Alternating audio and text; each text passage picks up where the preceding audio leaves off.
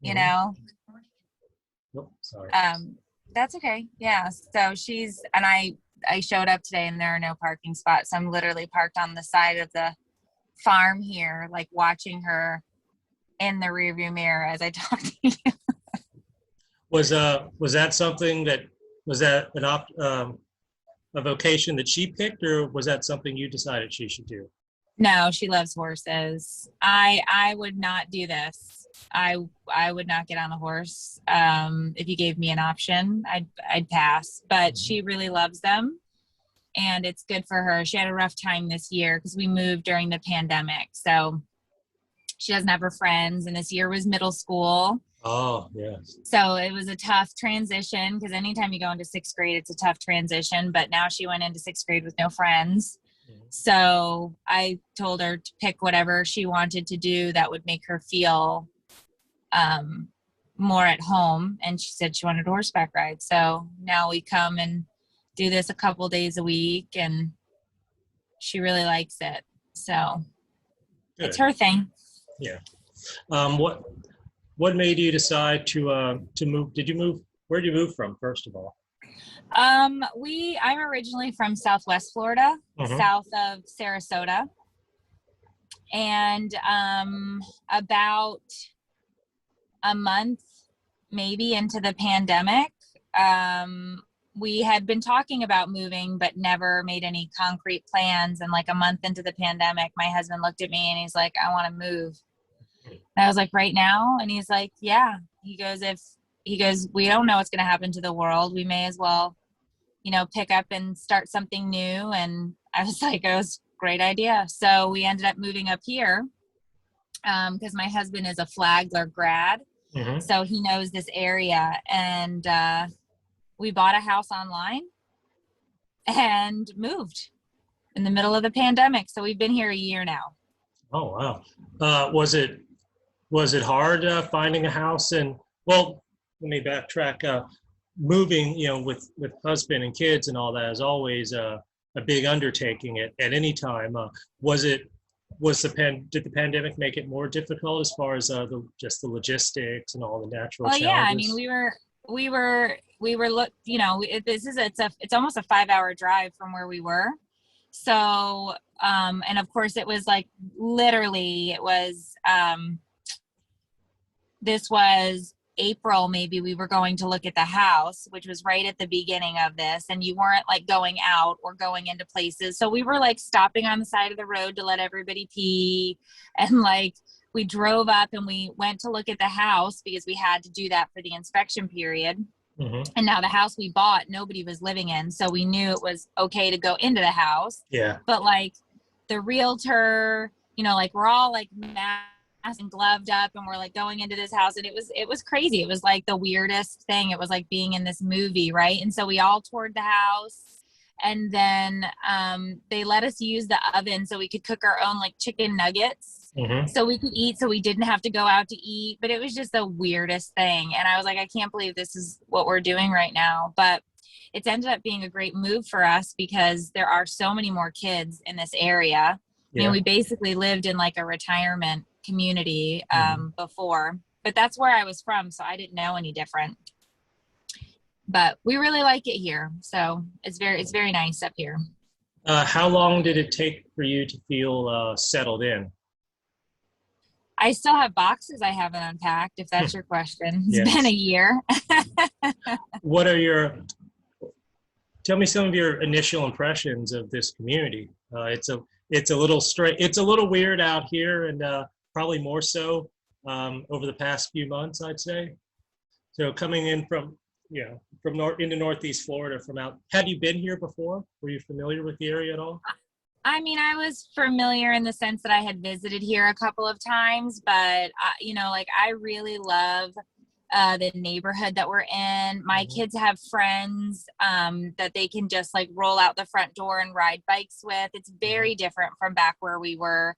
If our kids wanted to meet up with another kid, we were driving 20 minutes to, see somebody. This is the kids just scream, I'm going down to the park. Yeah. And it's like, okay, I'll see you later, which is great, because I have 3 kids and they all want to go and do something different. But the nice thing about the neighborhood is they can all run around and be together. And I've definitely met there's younger people here too, right? So I've Mhm. found some friends, and my husband has found some friends, and he golfs. So he loves this area because it's riddled with golf courses. Oh yeah, yes it is. My uncle's off golfing right now. He left just a couple hours ago. Um, Yes, that's where my husband is right now.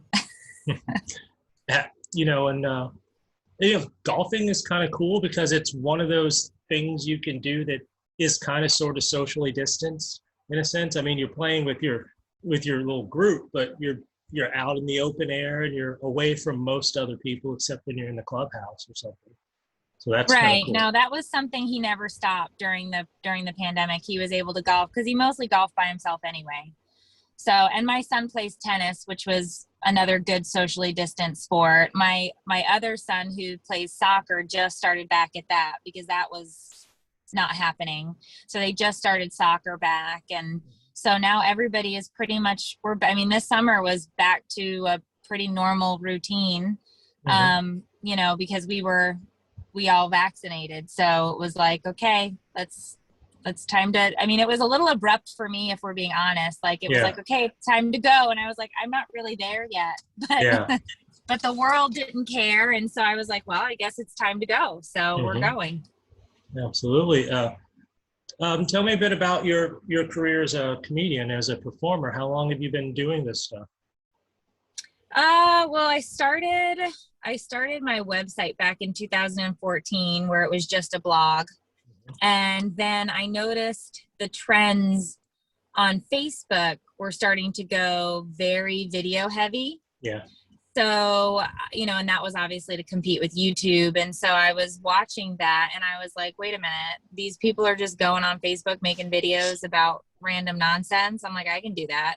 Hmm. So I started doing video, and then I realized how quickly the video spreads, especially in the beginning when you're talking about back in early 2016, because they really were pushing video that was over 30 seconds and live streaming, which Hmm. became the new craze, right? Like Yeah. Facebook was pushing that. So I remember starting a live stream on my page for like the first time, and there was nobody there, but I just pretended it was full of people. And I was like calling out names like, hey, Susan, what's going on? It's like nobody was in there, but I was just talking away and, lying my ass off about, oh my gosh, hey, there's Jamie and, Susie and blah, blah.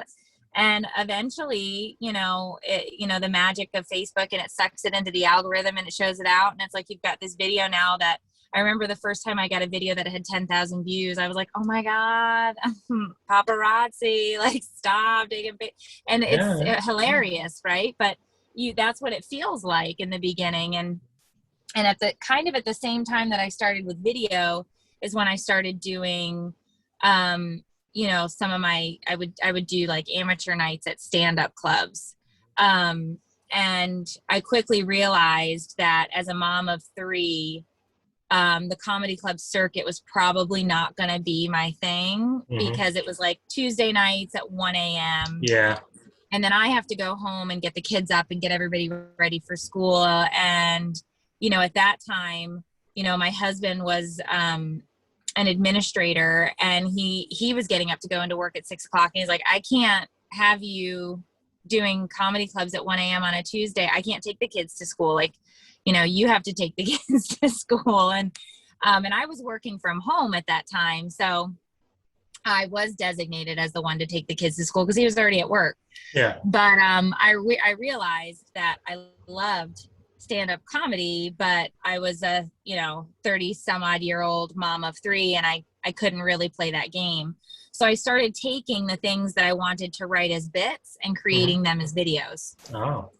And so then I just started trying to push them out as videos. And then it was in May of 2016 that I had my first viral video, and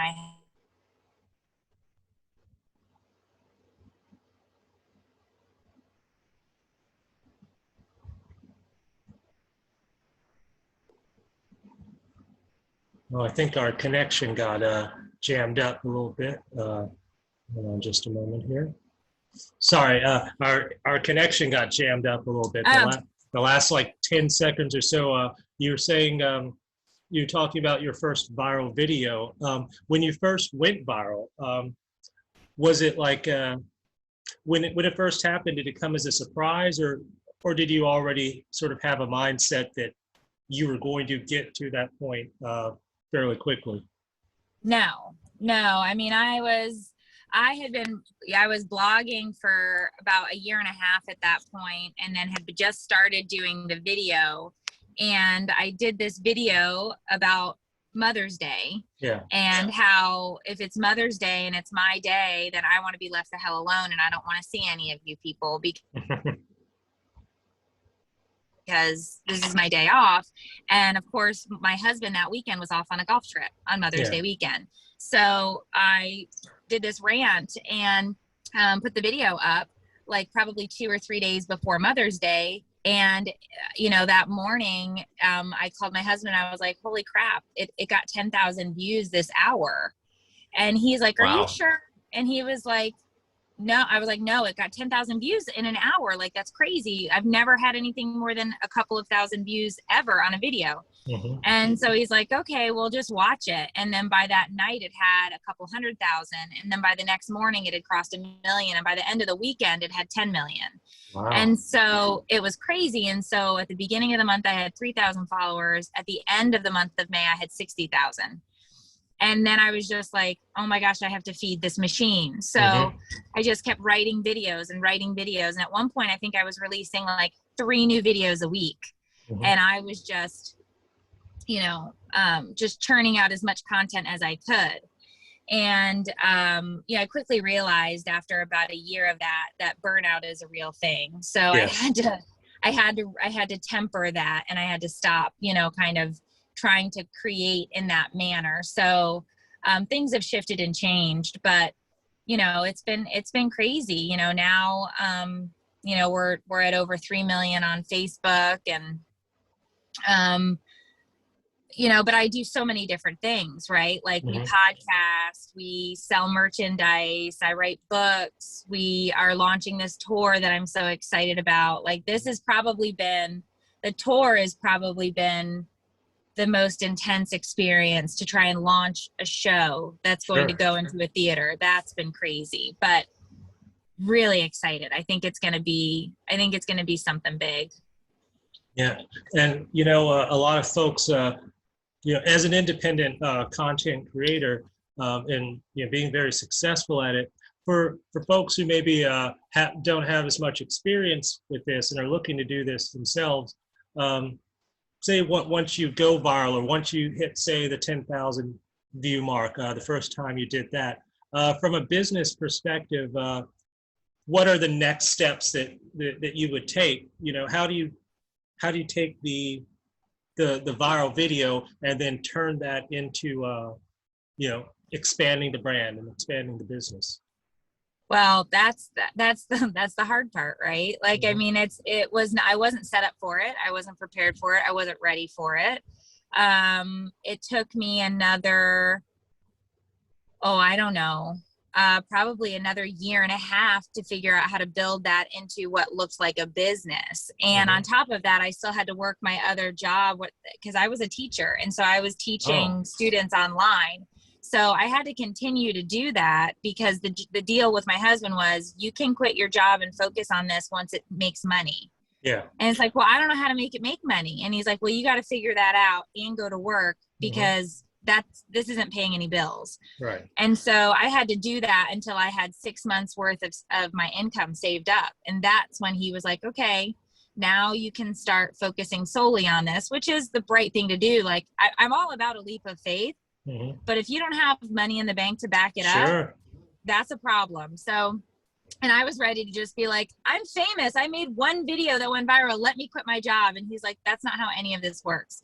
So I started doing a ton of research online on just figuring out how people were monetizing, how to work with brands, how to figure out how to take what you do and really convert that into something that could resemble a career. And what, I don't consider myself an influencer. I'm not really, that's not what I do. Is I'm a content creator. Yeah. I believe that the brand that I have created, that is just me. That's Mhm. whether we're sitting down and having a beer or Yeah. you're watching my video live, like that's me. Like I believe 100%, if you are who you say you are, if you are relatable to other people, whomever that group of people are, Mhm. you will strike a connection and you create a relationship. Yeah. And that's the bottom line. If you can an honest, authentic relationship Mhm. is going to get you much further than trying to do any of these other things. Plus, I feel like, I mean, I'm 40, I'm gonna be 41 this year. Mhm. I look at some of these younger kids, 20, 24, and I think to myself, man, they have, it has to be really rough to maybe not know who you are and be thrown into this and have success and then try and figure it out. Like I'm like through this process, I know who I am. Like I've Yeah. figured that out. Like I'm an old lady. I've figured this stuff out. Have like 0 F's left at this point, and Sure. it's only getting, the zero is only getting bigger as I move Yes. forward. But some of these younger kids, I do, like, the mom in me worries about them because that's a lot to put on somebody's plate if you Sure. do not exactly know who you are or what your voice is. Mhm. So that scares me for some of these younger, the TikTokers that my kids watch and stuff like that. Mhm. I'm like, oh, it's kind of scary, but I just want other moms to know that they're not alone. And that's Yeah. what this tour is about. It's about 3 moms who have come together, who are comedians, who run businesses, who do this every day. And we want you to know that you're not alone. We want you to know that we've got your back. We've been through these things or are going through these things, or we Mhm. can see these things ahead, which is why we developed the show in the manner that we did. We have Tiffany Jenkins, who is the mom of the littles. And then we have myself, who's the mom in the middle. And then we have Dina Blizzard, who's the mom with kids that are exiting. And Ah. it's all on a different stage. We're all in a different stage of parenthood and a different stage of life. And we've all been fortunate enough to find our voices to share those voices. So you can have a mom of a newborn come to this show and she will get jokes about what she's going through right now and a Mhm. glance into the future. Or a Nice. mom who is 65 and already has grandkids, and she can think back and be like, oh my God, I related to every single one of these comedians. So this is very unique because this has never happened before on stage, where you've taken 3 females who are headlining together, who Yeah. are giving you a different perspective and a different taste of motherhood and marriage and life in one show. And so it was really funny how this came up because we were all talking about in the deep dark ages of the pandemic about getting back out and what that looked like. Mhm. and my podcast co-host, which is Tiffany Jenkins, we were talking about maybe doing a podcast tour, but I was like, I don't know. I kind of feel like there's something else we should be doing. And I was also talking to Dina Blizzard, who is my other friend, because we have a online show that we do together called Bitches and Stitches. And I was like, what if the three of us just got together and did a show, because we're literally all in a different space in parenting right now. Mhm. And they were like, well, what do you mean? And I was like, it's literally a journey through the ages of motherhood. Like, we could present to people. And so we were all like thinking about, what would we call it? What would this be? Blah, blah, blah. And I kid you not, it was the weirdest thing that happened. We were all coming up with names and ideas for the tour. And Dina said, what if we called the show My Name Is Not Mom? And I about had a heart attack, because up to that point, I had been pitching a book with the working title, My Name Is Not Mom. Wow. And so I was like, Dina, what the F, man? Like, are you in my desktop looking at my shit? Because I just, like, my publisher, not my publisher, my agent, Mm-hmm. we were just talking about it. And I had this file that had been sitting there for over a year. Because after I sold my last book, I wanted my next book to be more comedic, but still more about like this empowering space that you are in motherhood, right? Mm-hmm. And like as a woman. And she literally was like, I think we should call it My Name Is, and I was like, yes, we need to call it. I was like, literally, that was the book I was getting ready to sell. And so I was like, well, I can't sell that book now.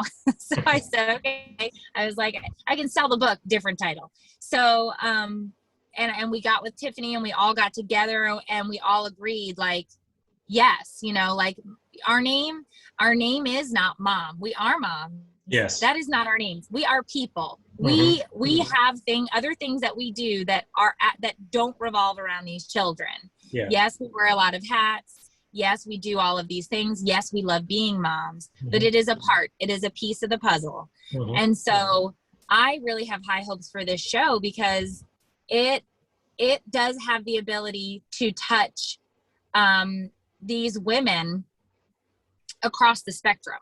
Yeah. Now, what cities do your colleagues live in?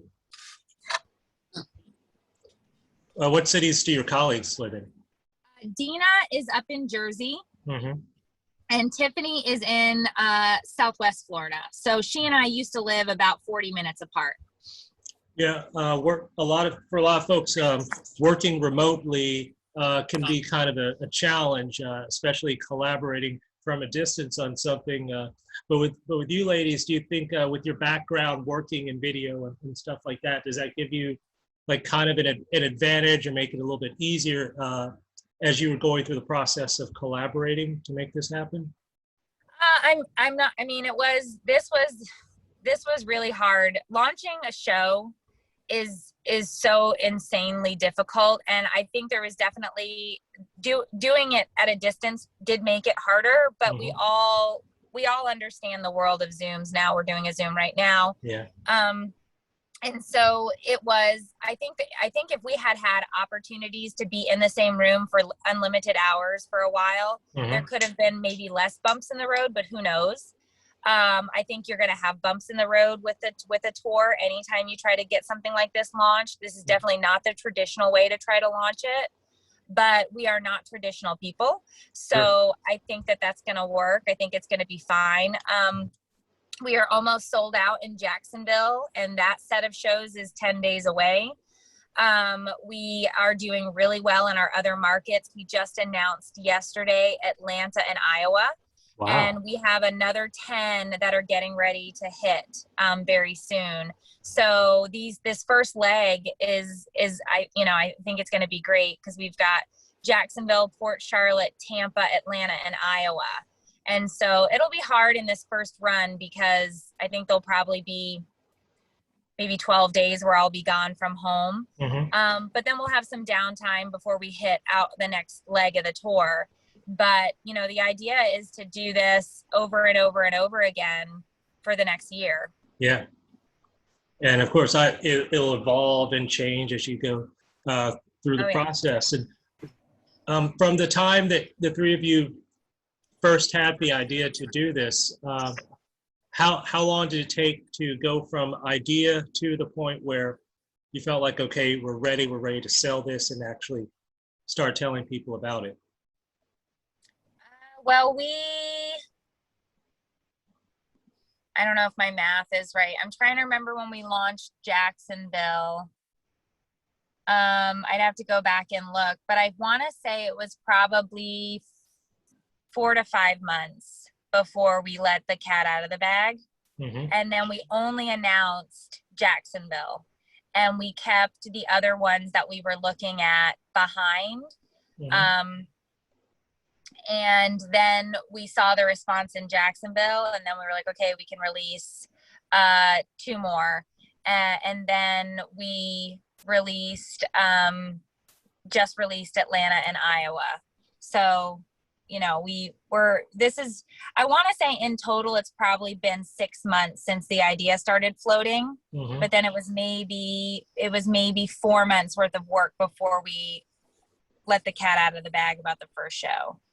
And even then we didn't tell anybody where we were going. We were just like, what would happen if we did a tour together? And everybody was like, oh my gosh. And then we let Jacksonville out. And I think one of the nights is there's only a handful of tickets left. And then we have some tickets left on maybe Tuesday, Wednesday. Mm-hmm. But it looks really great. I mean, what do I know? This is my first true tour, but in terms of shows, I've done plenty of shows, not where I was the headliner, but where I was working, and these numbers look good to me. Mm-hmm.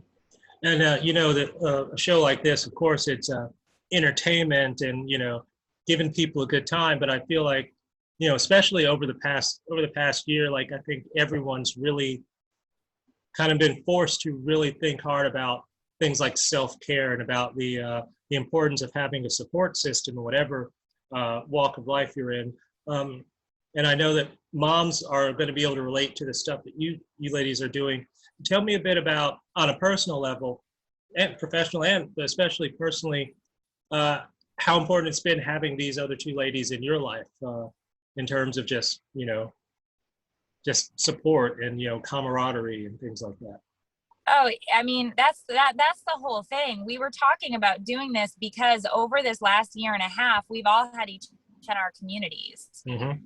And we were looking for a way to figure out how we could say thank you to our communities, because like myself and Dina, we were going live almost every day. There was a stretch where I think I had been live over 100 and some odd days in a row during this pandemic, because we were just trying to be there for each other. And it was like, just checking in, seeing how you're doing today, washing 18 masks, right now, and getting tired of washing masks and looking at masks, but this is the life we're living. Right. And it also changed.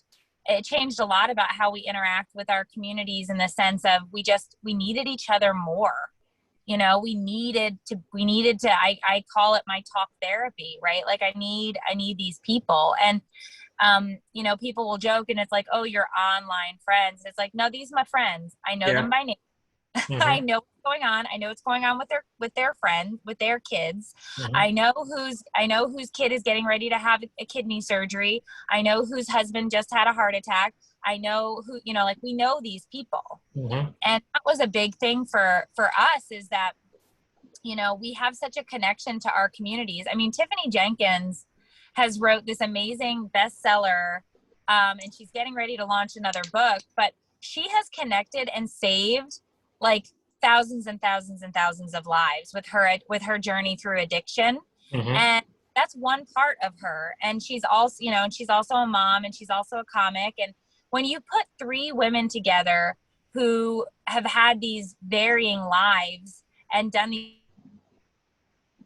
other things, because like Dina's already done an off-Broadway show. She's already done it and had success with it. And, Mm-hmm. and so it's just this very unique position. And so to have these women, to have our communities, Mm-hmm. it was just, there was something in me that was like, it was like those, that the lightning strike stuff. I was like, this has to there's something that we have to be doing. And the problem with me is that once I have that feeling, I don't let it go until I figured out exactly what that is. I was recently informed by my therapist that I have a little OCD, and I was like, "Are you sure?" And she's like, "I'm positive."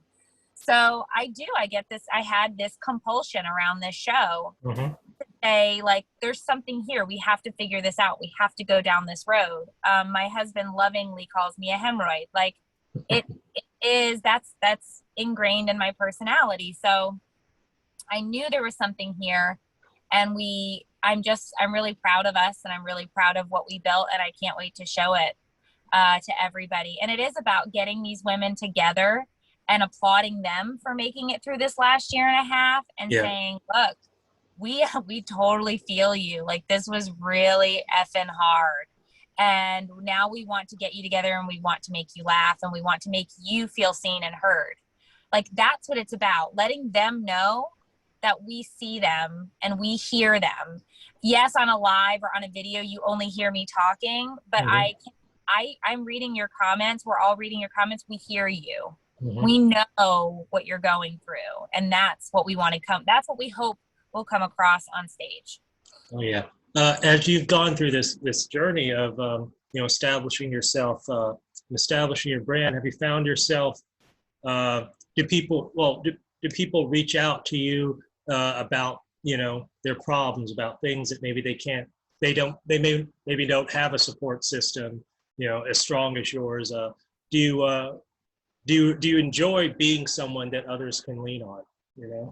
Yeah, and we also have, like, I have a supporter page. I think all of us have supporter pages as well on Facebook, and those are just smaller groups where we set those up so that these women also kind of have another smaller group that they can interact in. Mm-hmm. And kind of each other about those things. So they'll say things like, my kid's getting ready to have his kidney surgery, and they're all in there saying, I'm praying for you. Let us know what you need. They're talking to each other. They're showing pictures of their kids. They're showing pictures of their horses. They're showing pictures of their dogs, and they're just interacting and talking about their daily life. We all separately, in our own supporter groups, also do lives that are just in there for those people that are like, that we're taught. Like, my husband and I do a cooking show on Tuesday night with our supporters. I'll go in, just say hey and chat with them. And, that's just a more dialed in, group of people who are more invested in each other and the things that are going on. And so we all get emails every single day about different things that people are going through. I do my very best, as well as the other girls do, to reach back and message everybody who messages us back. The problem is it becomes thousands and thousands, right? Sure. So at one point, maybe a year or so ago, I had to shut off the Facebook messages because it was like, you feel bad because you can't reply back to that many. Mm-hmm. And I don't feel comfortable letting anybody else reply on my behalf. Sure. So I made the choice to shut that off, but I still reply to people on Instagram because I don't have as many of the DMs over there as I did on Facebook because it's a smaller platform. Yeah. So I still reply on Instagram. I still reply to people that email me. I reply directly on the page. I go into my comments. No, I can't read every comment. There's 3,000 comments, but I will go through and I look, and if somebody tags me in something, then I can see that. So we all basically do that, but it does become something that is bigger. And so you try to manage what you can manage while saving some semblance of sanity, because Mm-hmm. it is a lot, especially with building this tour. Yeah. You're working 16-hour days at Mm-hmm. minimum, talking. Sorry about that.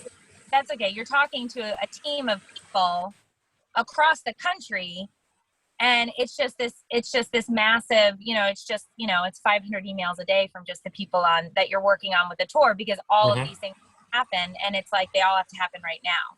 Yeah. So that's been a new thing for me, because I'm used to running my own business. Mm-hmm. But now I'm running this business with other people, and my business is my husband and myself, and we have a couple of other people that help with certain things, but it's very small.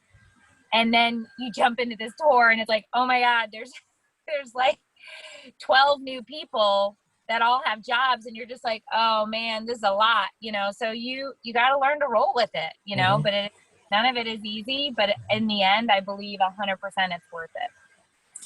Yeah, you're a wife, you're a mom, you're an entrepreneur, you're doing your videos, you're writing books, and now you're going to be going on tour. What are your, let's see, what are your tools for time management? Like, how important is time management, and how do you manage your time effectively with all this? And also, what's your go-to when it's time to unwind? Like when you have to just take an hour or take a day, So I'll start with that one. Terrible reality TV. Mm-hmm. Because I can shut my brain off and I don't have to think, and I can just watch whatever train wreck I decide to put on. Mm-hmm. And I just shut it off because there's no thinking out of that. Or I play Best Fiends, which is my go-to game on my phone. I only have one game on my phone, and it's that game. So I will sit and kind of zone, because it's also another time when I don't have to think. I can just sit in my car if I'm waiting for one of the kids at pickup or something, and I'll steal 10 minutes there. I'm an exercise junkie. So I exercise 6 days a week to help with my anxiety, because I'm super high anxiety, and I see a therapist. I'm not going to lie. I never keep these things quiet. And the nice thing about my therapist, that I just started going to a new therapist, and she understands my work schedule. So she's like, we can just Zoom. You're going to be out of town. We'll just Zoom. It's no big deal. It's really easy. I'll make it as easy as I can. Yeah. But it's really important, because there are times where I don't manage my time well at all, especially like for launching this tour, and I was working 16-hour days. But I think that it's easy for people a lot of times to extend grace to others and none to themselves.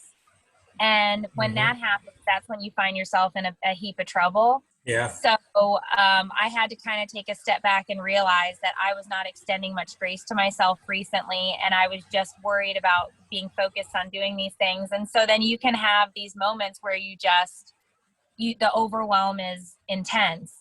And so I kind of had to take a hot minute, 2 weeks ago, and was like, okay, I need a day. I need to figure some stuff out.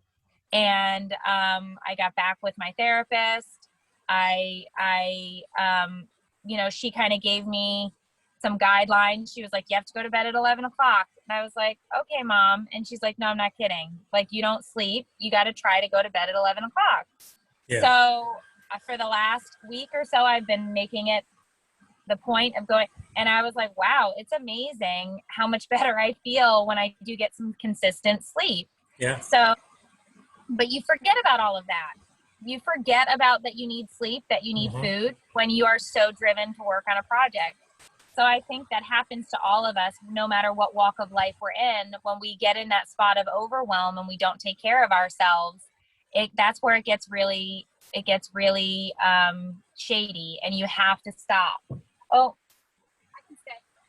What do you mean you can stay? I mean, like, until you're done. Okay, we're gonna wrap up though. So 5 more minutes.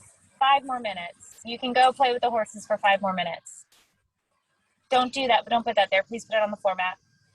Thank you. Just gave Lexi a bath, and she rolled around in the dirt. Oh, after you bathed her? Yeah. Oh no. All right. 5 minutes. Sorry. Yeah, I mean, like she was just saying about the horse, kids do the same thing, I'm taking my nephew to a jumbo shrimp game this afternoon. I think it's Seinfeld night, so of course, what better time to take a 7-year-old to a baseball game? I really want the George Costanza bobblehead. Yes. That'll be my moment of self-care this weekend. Yes. I've got plenty of information already, so we can wrap it up soon. But one more question I'd like to ask. Kids are so tech savvy, and they love the internet. They love social media. Do your kids think how cool, like your kids, they must think it's really cool that their mom is active in that world and successful, and then that your content is about being their mom. Do you get to be like the cool mom, like with their friend group? No? No. No, Oh. I'm not cool at all. I'm embarrassing, and they can't believe that I would do such things, because their friends, moms, or whatever, Yeah. if they do follow me and they show them the video, and then the kid shows my kid the video, because it's not like I'm telling my kids everything that I'm doing, especially Right. when I'm doing videos where I'm acting as them. Mm-hmm. And like my daughter, who was just in here, I did a video where I pretended to be her, called Tween Girls Be Like, and it had, I don't Oh. even know how many millions of views, maybe 20 million views. Like it went Mhm. insane. And she was like, I can't believe that you did that. And I was like, Oh. was any of it untrue? And she's like, that's not the point. And I was Yeah. like, well, I think that is the point. But I'm definitely not the cool mom. They get annoyed when people recognize me in public, because they're like, come on. Because, because somebody says Sure. hello and wants to take a picture or whatever. And hey, blah, blah, blah, and they get a little annoyed by that. I think they probably secretly think maybe it's a little bit cool, but at the Yeah. same time, they're not going to tell me that ever. Yeah. So, but I think it's good and bad, right? Because for me, I've learned a lot about the world, that the shady world that is the Wild West of the internet. So like Yeah. my kids don't have social media. Good. My high schooler is the only one who's allowed to have it, because the rule that I established after doing this was that you cannot have a social media account until you enter high school. And at that point, I still have access to it. Yeah. And I also have software that I use to track their phones. Like, I know what it's like out there. Yeah. I am not going to allow them to be there without, it's like driving a car with no brakes. Mm-hmm. That's not happening on my watch. So my middle school daughter wants TikTok, and the answer is no. Yeah. No, you ain't get no TikTok. No TikTok here. Yeah. No. So it can be hard, because if you don't live in this world, you're not necessarily going to be aware of all of the other. I mean, I'm a mom comedian that gets death threats. Jesus. Like, That's insane. Yeah. that's what I'm saying, is like, no matter, you could be Mary Poppins on the internet, and somebody is still going to have a problem with you. Sometimes the trolls will deliberately single out, like, so-called wholesome content, like the way negativity will specifically attach itself to positive things. That's why a lot of people stay away from it. That's why a lot of people don't want to mess with politics. That's why a lot of people. I learned my lesson very early on with that, and I never touched it again. But I realized, and that was literally out of safety for my own and my family's life. Sure. Like, that's how crazy it was with one thing that was said, right? Oh my goodness. It's insane. But what I realize is, every day I get up, and these ladies get up, and our end goal never changes. We want to make sure that that the moms that are out there feel seen and heard and related to, and that's what we do day in and day out. And the only reason, personally, I can't speak to the other two women, the only reason that I believe I've found success is because I've continued to maintain that one direction in everything that I do, whether it's writing a book or doing stand-up or creating a video. I want to let them know, like, this is what I'm feeling right now. I'm pretty sure you're feeling it too, so we may as well talk about it. Absolutely. Well, thank you so much, Meredith, for taking the time on your Saturday to talk to me about all this. No, thank you.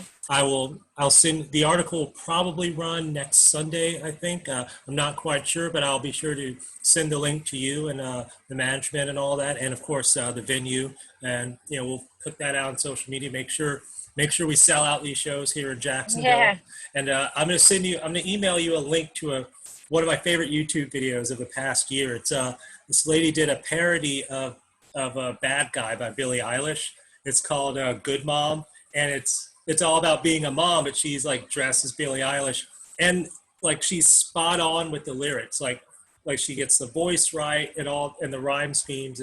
I think it'll make you smile. It makes me smile. Yeah, send it on over. I don't believe I've seen that one, so I definitely want to take a look. Right, absolutely. Thank you again. Enjoy the horses and enjoy your weekend. Yeah, you enjoy your time at the game. You picked a great day to go to a baseball game, so I can't think of a better day than Seinfeld Day. Yeah, looks like the sun's coming out. I'm feeling good, and then I'll see you at the show. Oh, wonderful. All right. Yes, Have a great one. I will. You too. Bye. Bye bye.